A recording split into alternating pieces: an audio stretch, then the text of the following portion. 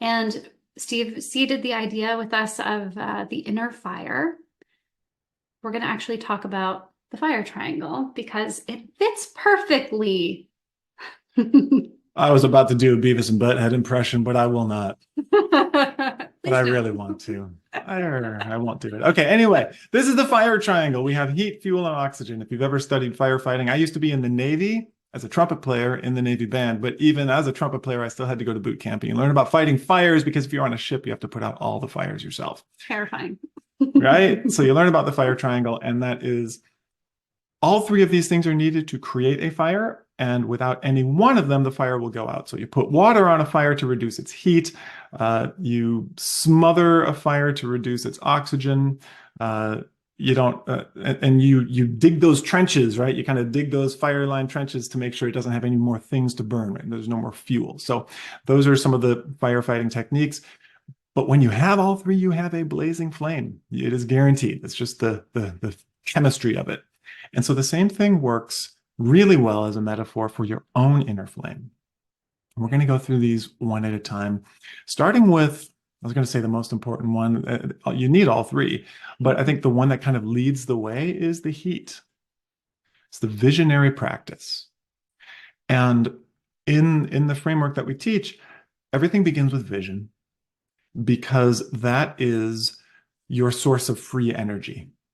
That is how you can tap into the strength to continue when everyone's saying no, when things seem impossible, when the challenges are too great. Your ability to believe and to see a possible future is what will distinguish you as a leader and as a doer and as someone who makes change in the world, which is what business is all about. You get the results that you intend. That comes from your vision. And what's different between just like having a general vision and having a visionary practice is how you take that vision down from the mountaintop and actually put it into the world.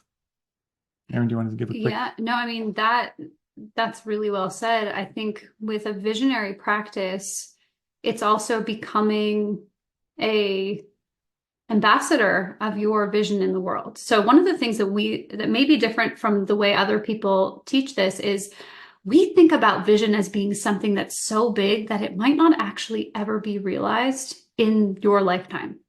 So we get a little spiritual on that, but it is something that has to have so much devotion. And people sometimes get confused about that. They're like, but you just said don't put on these blinders of doom.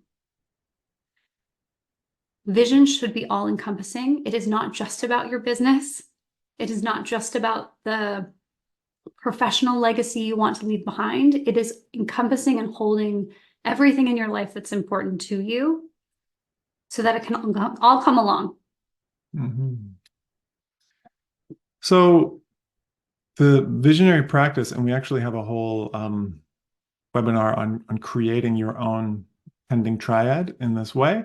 It's part of the free bonuses that we have for our book pre-order, which we'll share at the end of the session here.